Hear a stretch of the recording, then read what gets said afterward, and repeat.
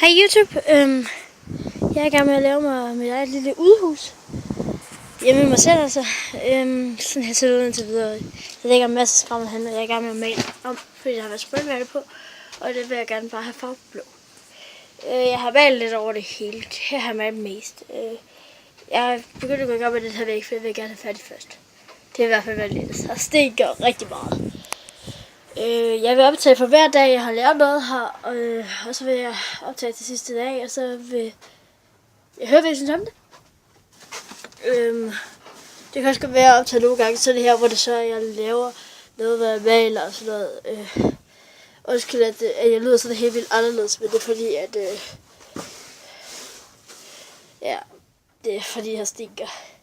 Det er den her farve, jeg bruger. Igen, rigtig rodet. Mange navne, meget spraymaling.